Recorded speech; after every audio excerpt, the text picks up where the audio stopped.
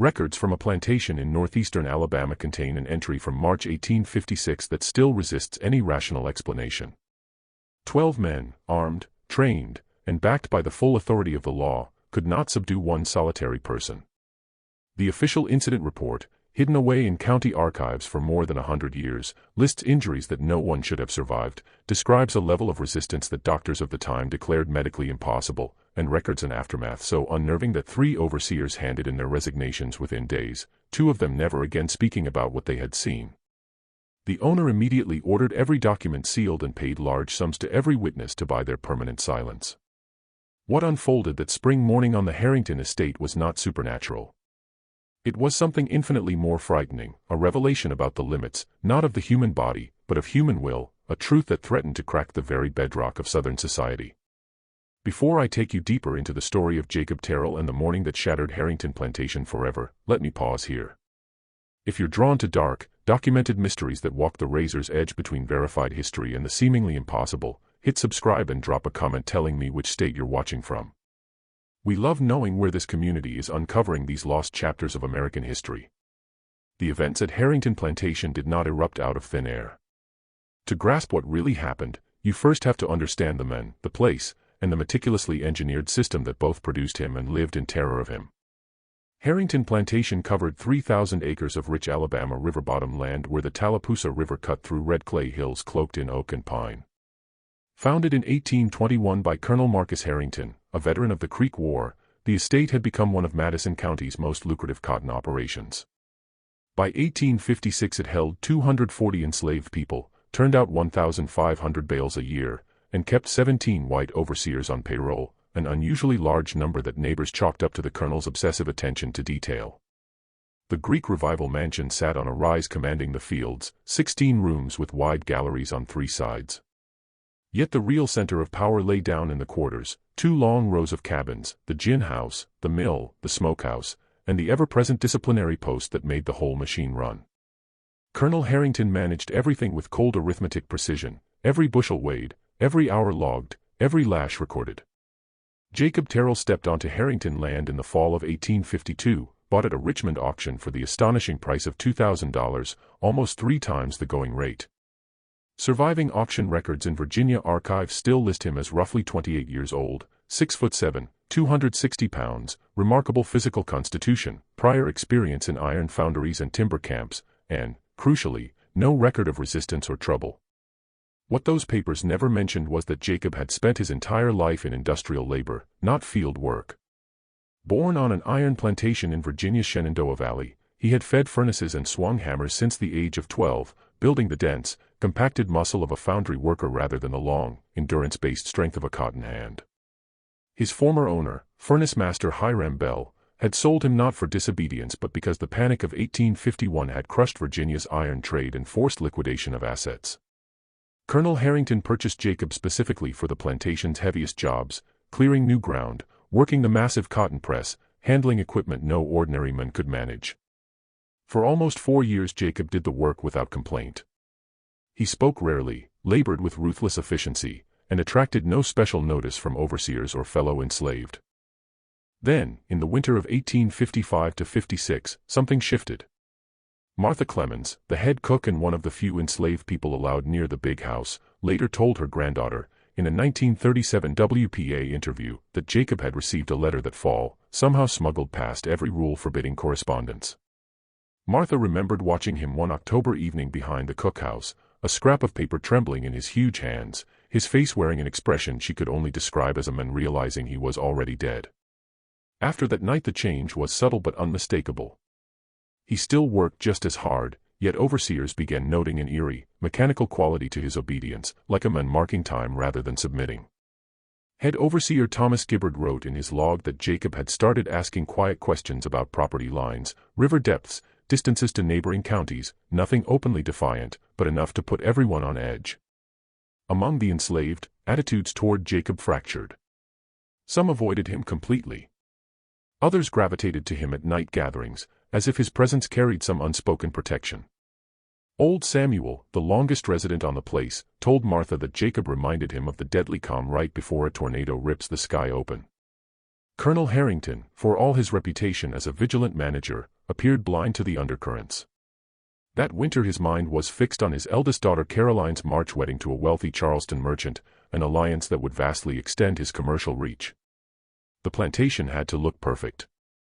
In February he ordered a major expansion of the cotton press yard, new land cleared, new foundation timbers set. Jacob was put in charge of the heaviest lifting, working with 8 others under 3 overseers, Gibbard, Eli Strauss from Kentucky, and a new hire from Georgia, William Pritchard.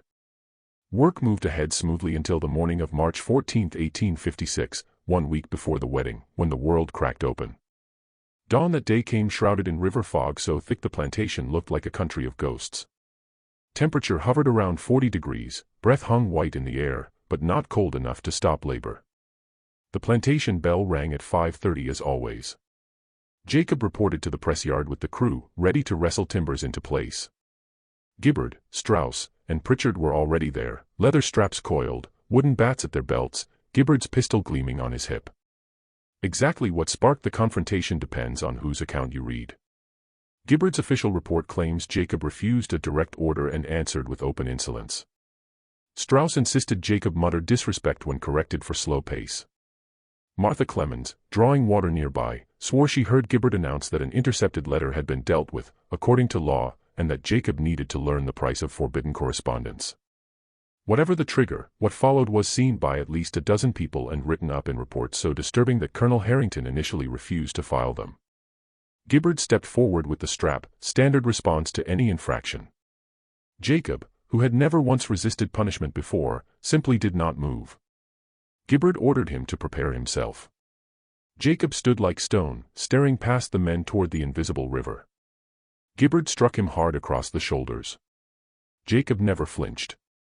Strauss grabbed Jacob's arm to force him down. Strauss later swore it felt like seizing an oak beam anchored in the earth. Jacob offered no struggle, he simply refused to be moved. Pritchard joined in. 3 grown men, all accustomed to physical dominance, tried to shift one man who was doing nothing but standing still, and failed completely. Gibbard, humiliated in front of the crew, fired his pistol into the air and bellowed for help. 4 more overseers came running. The fog was thinning, more and more workers stopped to watch. 7 overseers ringed Jacob. Gibbard gave the command, take him down, punish insubordination. They attacked together, standard takedown techniques, joint locks, sheer mass. Jacob did not strike back, did not kick, did not grapple. He simply would not fall. Witnesses described it as trying to topple an ancient tree that had made up its mind to stay rooted. Knees refused to buckle. Balance never broke. Arms could not be twisted into submission holds. By now daylight had burned the fog away entirely. Dozens watched in stunned silence. Gibbard sent a runner for every available overseer.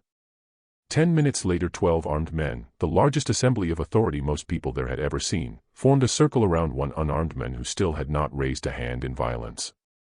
Colonel Harrington himself was striding from the big house, face black with rage at the disruption days before his daughter's wedding. The 12 rushed at once. The sounds that followed appear in every single testimony, not the noise of combat, but the sickening crunch of bodies colliding with something immovable, bone on bone, grunts of pain, men hitting the ground hard. Yet every cry came from the overseers. When the colonel arrived, 4 of his men were already down, Gibbard with a dislocated shoulder, Strauss with a broken jaw, Pritchard unconscious from a head wound, another with cracked ribs. The remaining 8 backed away, breathing hard, staring at Jacob who stood in the center, chest heaving, otherwise unmarked. Not one witness ever claimed Jacob threw a punch. The injuries came from the overseer's own momentum redirected, from crashing into each other, from failed leverages that flung them to the dirt. Several described it as men breaking themselves against a wall that could think. Colonel Harrington drew his pistol. Silence fell so complete that heartbeats felt loud. For perhaps 30 seconds, though fear stretches time, Jacob and the colonel locked eyes. Something passed between them, wordless but unmistakable. Then Jacob spoke, voice carrying clear across the clearing. Witnesses disagreed on the emotion behind the words, but every account records them exactly. I ain't here no more. You might be looking at me, but I ain't here. I been gone since that letter come. He turned, not hurried, not afraid, and walked with deliberate calm toward the tree line. The colonel screamed for someone to stop him. No one moved. Jacob vanished into the woods along the northeastern boundary as the last wisps of fog dissolved into bright morning sun. The aftermath was chaos barely contained. Colonel Harrington ordered immediate lockdown. The injured overseers, limping and bleeding, were sent in pairs to scour the woods. Riders galloped to neighboring plantations with descriptions and warnings. Within hours the Madison County Sheriff organized a formal posse, 23 men and dogs borrowed from 15 miles away. Yet Jacob Terrell disappeared with a completeness that mocked every resource thrown at him. The dogs followed his scent easily from the press yard into the trees for roughly half a mile, then lost it cold at a creek bank. Trackers searched 3 miles upstream and down. No print, no broken branch, no trace on either side. It was as if he had stepped into the water and simply ceased to exist. 11 days of intensive searching, caves, hollows, abandoned barns, every road and river crossing within 20 miles, turned up nothing. During those 11 days something shifted inside the enslaved community. Questioned by authorities, they maintained perfect silence about Jacob's departure. Among themselves they spoke of almost nothing else, some praying he reached freedom, others dreading the vengeance sure to come when he was caught, a few whispering that Jacob had never planned to run at all, that he had walked into those woods to die on his own terms after a grief too heavy to carry. The wedding went forward on March 21st. Guests noticed the colonel's strained smile, the absence of 3 injured overseers, the brittle atmosphere no amount of music and champagne could disguise. On March 23 Thomas Gibbard submitted his resignation, writing that he could, no longer in good conscience maintain discipline on this property. What I witnessed has convinced me the foundations of our system contain flaws I had never seen. Eli Strauss resigned 2 days later. I cannot explain what happened. I will not try. I am going home to Kentucky. William Pritchard stayed but began drinking so heavily he was eventually dismissed. Colonel Harrington at first refused to discuss the incident. The minimal report he finally filed described Jacob merely as an escaped slave exhibiting unusual resistance to lawful restraint, listed his value, offered the standard $50 reward, and mentioned none of the 12 overseers or their injuries. Privately, though, the colonel launched his own investigation. He interviewed everyone who had known Jacob, pored over work logs and purchase papers, desperate to understand what he had missed. His search led him to the intercepted letter. Mail was always inspected. A letter addressed to Jacob had been confiscated and supposedly destroyed. But records showed it had lingered in an overseer's possession for days, long enough for its contents to be read aloud, possibly to Jacob himself as deliberate cruelty. The colonel tracked down the former overseer Henry Wallace in Huntsville. Pressed hard, Wallace finally revealed the letter had come from Jacob's wife in Georgia, sold south after her owner's death. She wrote that she was pregnant with Jacob's child, begged him not to attempt rescue, and closed with words Wallace never forgot.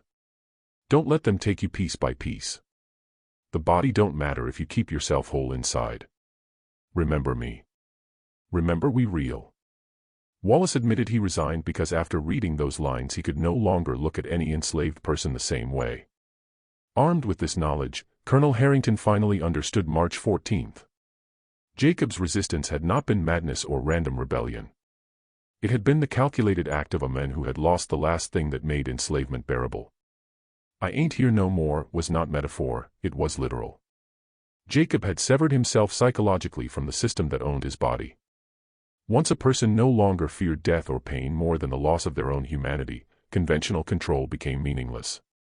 On April 12 the field hand found a small cloth bundle wedged 30 yards inside the tree line in the exact area where the dogs had lost the scent.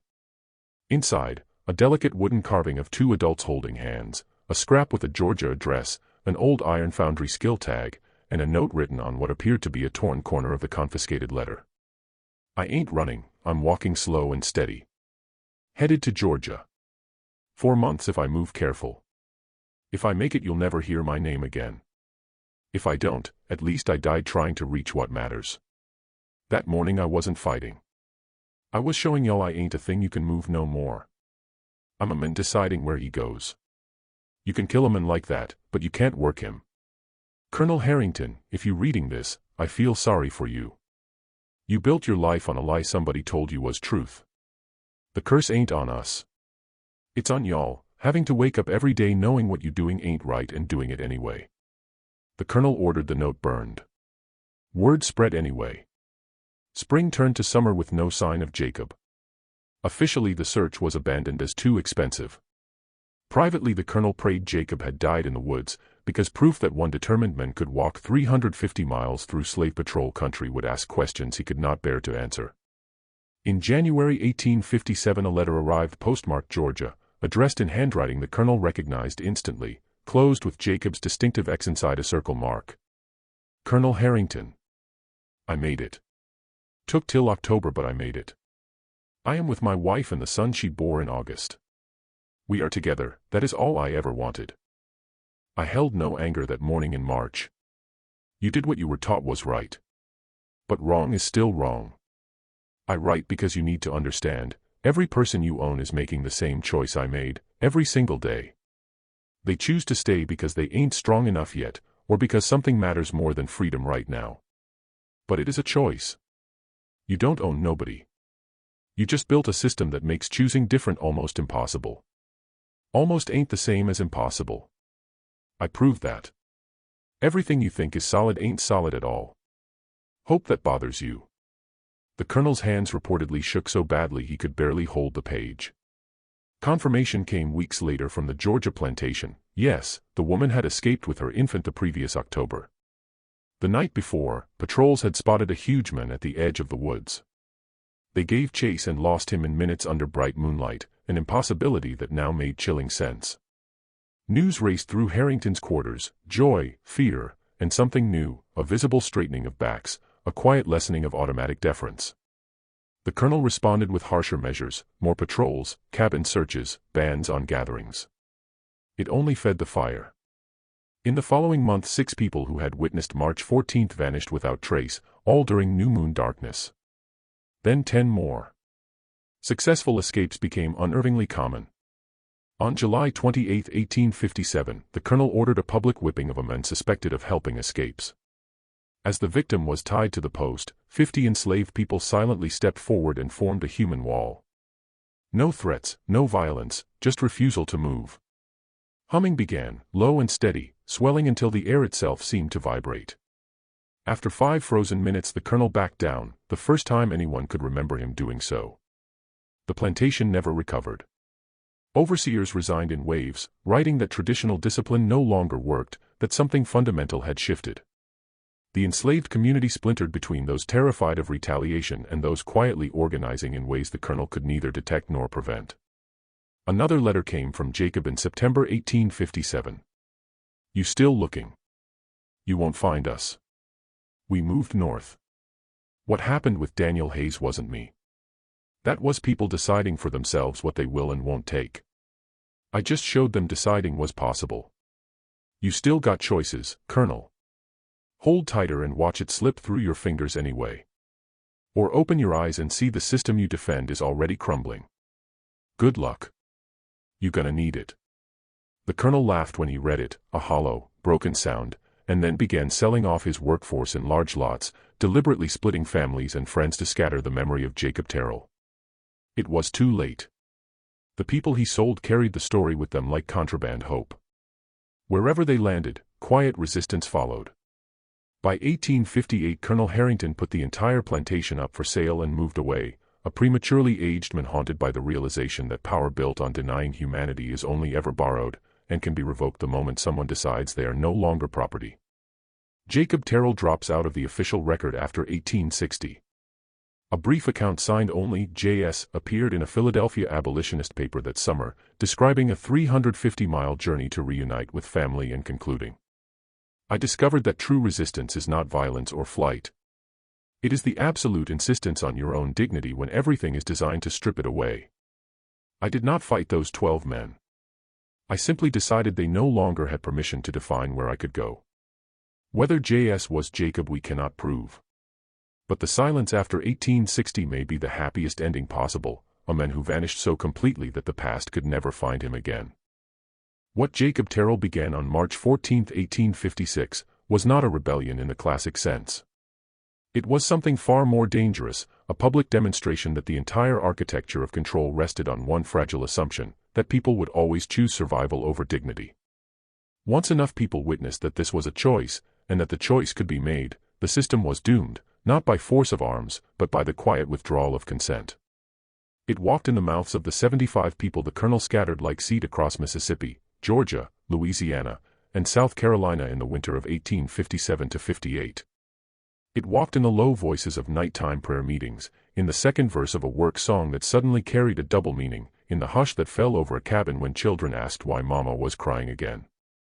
It walked north along the Tennessee and Cumberland rivers on flatboats whose black crew spoke softly after dark.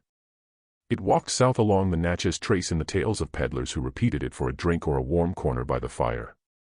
It walked into the print shops of Cincinnati, Boston, and Philadelphia, where abolitionist editors turned it into broadsheets headlined "The Men 12 Overseers Could Not Move." And it walked, most dangerously of all, into the minds of hundreds of thousands of people who had never seen Madison County, Alabama, yet suddenly understood, with a clarity that burned, that the power holding them in place was not iron, not law, not even God, but their own daily decision to keep bending. This is the part the plantation ledgers never recorded. This is what happened after the colonel ran. 1 year to the day after Jacob disappeared into the woods, 23 field hands on the Belle Meade plantation outside Vicksburg, every one of them bought from Harrington the previous November, stopped picking cotton at exactly 10 o'clock in the morning. They did not sit down. They did not throw their sacks. They simply straightened their backs, let the empty bags hang at their sides, and looked toward the overseer on his horse.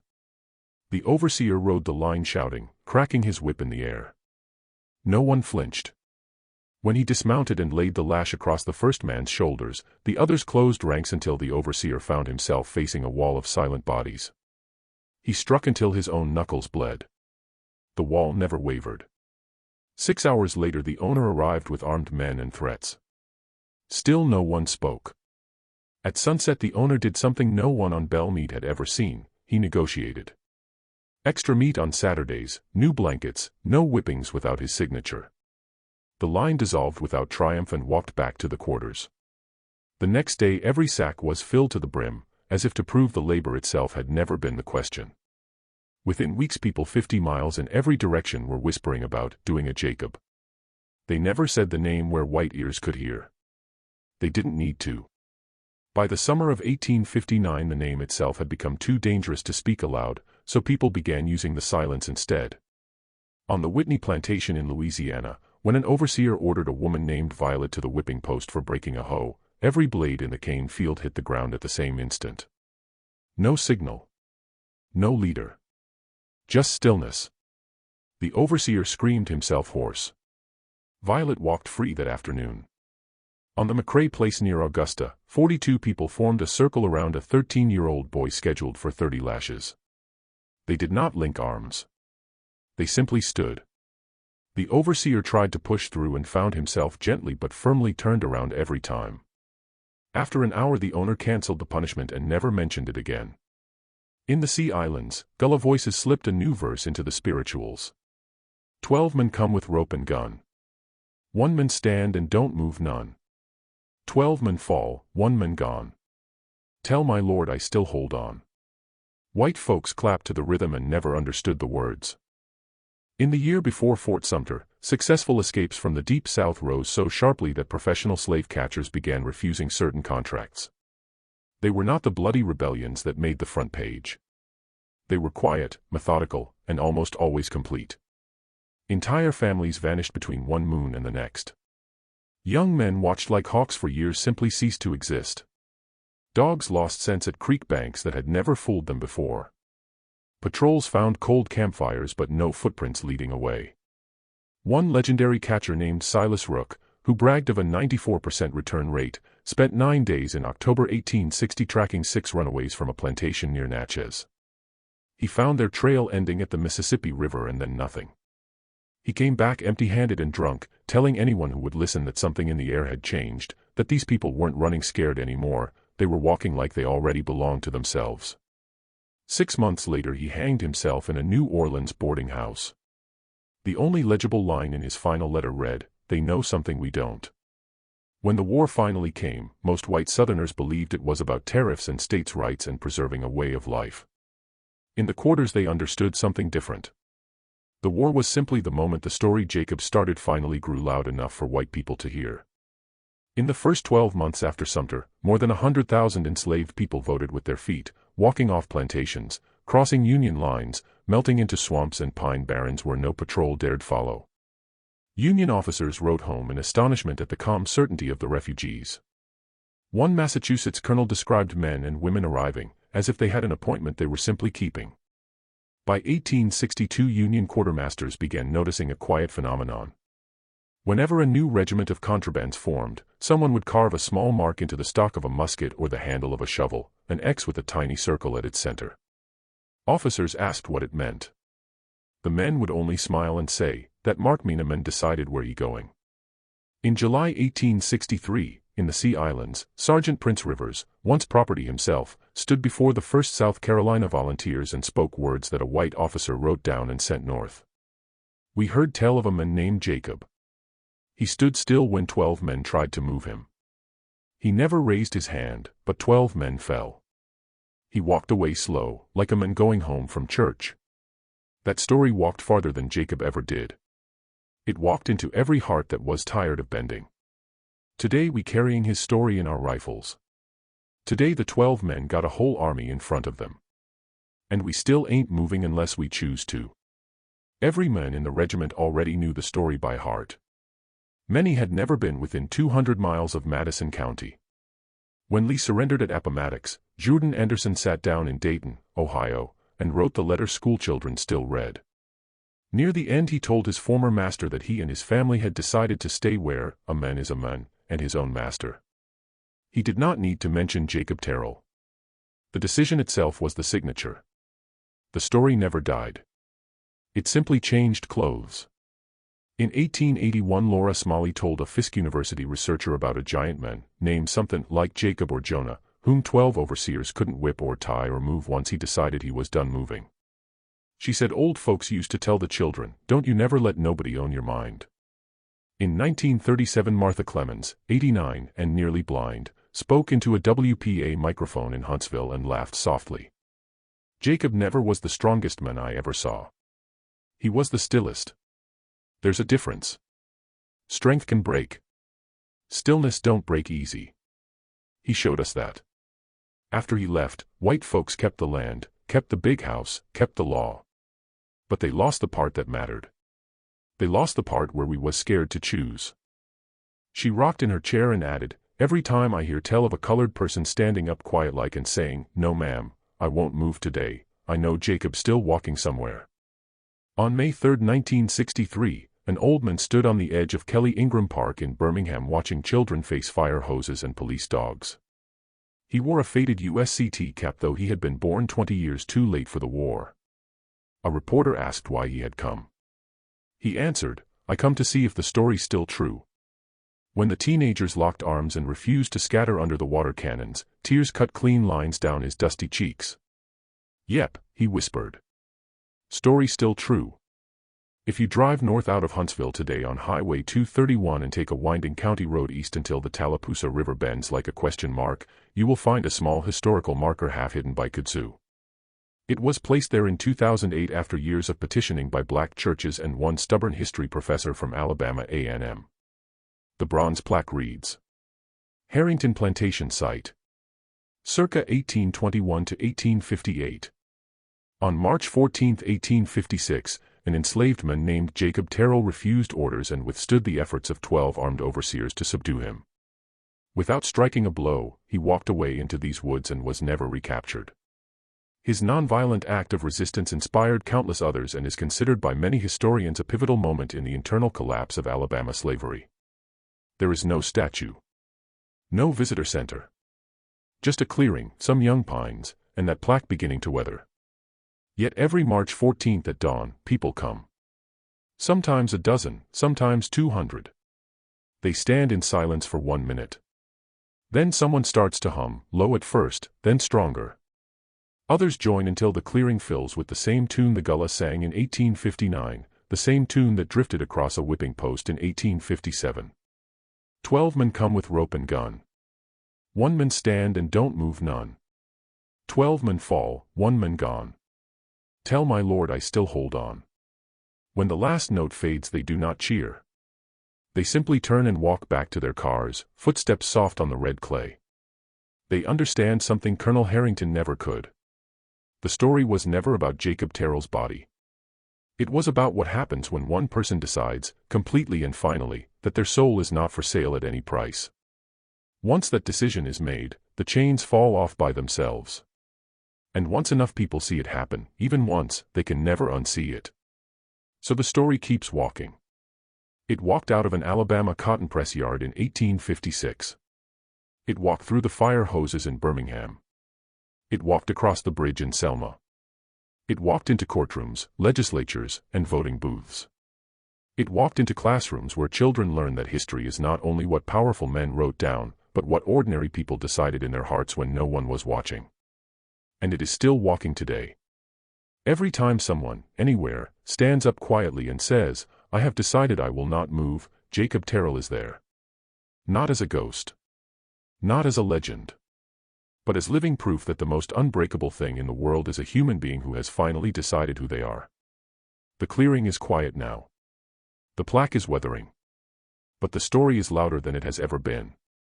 And it has not finished walking yet. Some years it is only a handful of people who find their way there before sunrise on March 14th, an old woman in a church hat, a teenage boy dragged along by his grandmother, a history professor who has made the drive every year since the marker went up.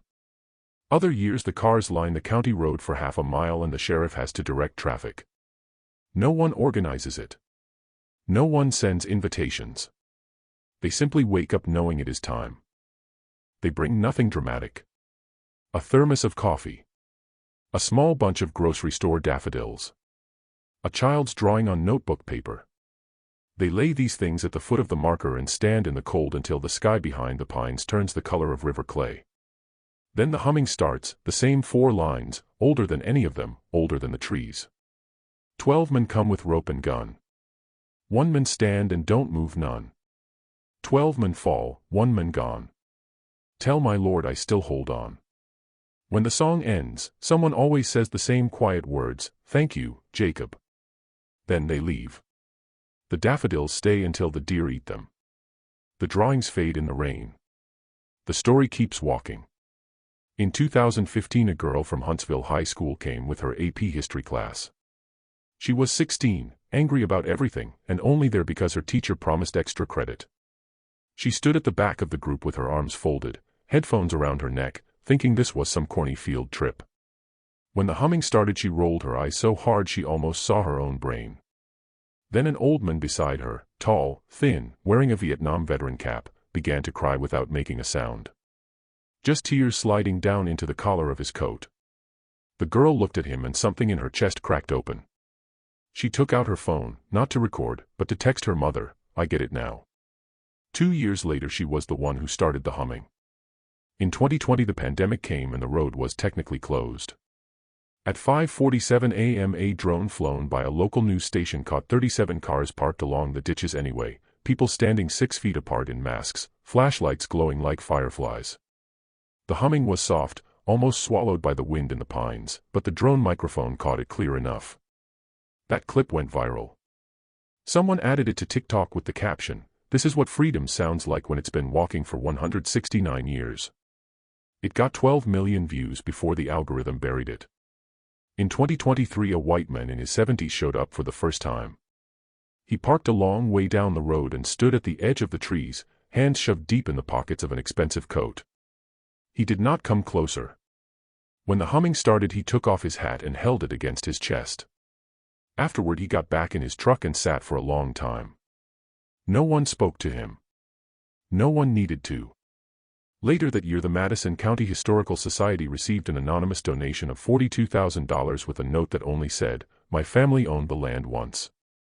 I'm sorry it took me this long." The story keeps finding new feet. In 2019 a descendant was found, not through dusty courthouse records, but through a DNA match on one of the commercial sites. A woman in Toronto named Maya Terrell, 34 years old, got a notification that she had a second to third cousin cluster in Alabama. She almost deleted it. She knew her father's people had come from the Caribbean, or so the family story went. But something made her click. The cluster led her to a genealogy forum where someone had posted the 1856 runaway ad for Jacob 6 feet 7 inches, Iron Foundry marked, $50 reward. She stared at the scanned image until the words blurred. Then she booked a flight. She came to the clearing alone on a Tuesday in November when no one else was there. She walked to the marker and laid her hand flat against the bronze. She did not cry at first. She stood very still, the way her great-great-something grandfather once stood, and felt the cold metal warm under her palm. Then she whispered, "I see you."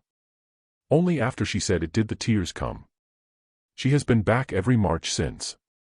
She brings her daughter now, a serious 7-year-old who asks questions no one can fully answer. Did he make it all the way? Did he get to hold his son? Did he ever know how far his story walked? Maya tells her the only answer that matters: he decided who he was. That was enough. The story keeps changing shape, but it never changes direction. In 2023, a middle school teacher in Decatur, Alabama, started teaching an elective called The History They Didn't Tell Us.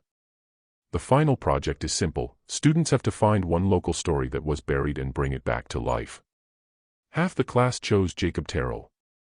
They made podcasts, short films, murals on abandoned buildings downtown. One boy, quiet, wore hoodies 2 sizes too big, interviewed his great-grandmother who turned out to be Martha Clemens's great-grandniece. When he played the recording for the class, you could hear a pin drop. The last thing the old woman said, voice like dry leaves, "Tell them stillness is a weapon too." The school board tried to shut the elective down. Parents packed the next meeting. A white mother stood up and said, "My son came home and asked me why no one ever told him this story. I didn't have a good answer. Don't take it away from him now that he knows." The elective stayed. The story keeps walking into courtrooms. In 2021, a young man in Birmingham was on trial for sitting in the street during a protest over voting rights. His public defender put him on the stand and asked why he had refused orders to move. He answered, voice steady, "My mama taught me about a man named Jacob Terrell. 12 armed men couldn't make him move when he decided he was done moving. I figured 8 police officers damn sure wasn't gonna make me move if I decided the same thing." The jury was out for 43 minutes. The story keeps walking into hospital rooms. In 2020, when George Floyd's name was still raw in every throat, an elderly black nurse in Atlanta sat beside a dying white patient who had once been a segregationist county sheriff. The man was agitated, tubes in his arms, repeating, "I don't want to go like this." The nurse took his hand. She was tired. She had been on shift for 16 hours. She told him the only thing that came to mind, the story her own grandmother had told her about a man who stood still until 12 overseers fell down hurting themselves. When she finished, the old sheriff was quiet for a long time. Then he whispered, "I was one of the 12. She thought he was delirious. He died an hour later." In his bedside drawer they found a note addressed to his children, "Tell them I'm sorry I spent my life trying to move people who had already decided where they were going." The story keeps walking into the future. In 2025, a graduate student at MIT is designing a soft exosuit for paraplegic patients. She is black, from Huntsville, and her prototype is built around a radical new principle. Instead of forcing the body to move, the suit senses when the wearer has made an absolute decision to stand, then amplifies only that intention. She calls the core algorithm Terrell's stillness. When her advisor asks why, she shows him the 1856 runaway ad and says, "Because the strongest force on earth isn't muscle. It's a mind that has decided." The story keeps walking, and every time it passes through a new heart it leaves something behind, a question, a crack, a small fire that will not go out. Sometimes, late at night, people who have stood in that clearing swear they feel it, an extra presence in the dark between the pines. Not a ghost. Not a haunting. Just the sense of someone very tall standing quietly behind them, hands empty, shoulders square, waiting to see what they will decide. The river keeps bending. The pines keep growing. The marker keeps weathering. But the story, older than the marker, older than the pines, older than the river itself, is still walking. And it has not finished with us. YET.so tell me in the comments, do you think Jacob's stand was superhuman physical strength, or was it something even more powerful, an unbreakable conviction that made his body simply refuse to obey anyone else? If this story left you speechless, share it with someone who needs to hear it. Like, subscribe, ring the bell, there are more forgotten moments like this waiting. I'll see you in the next one.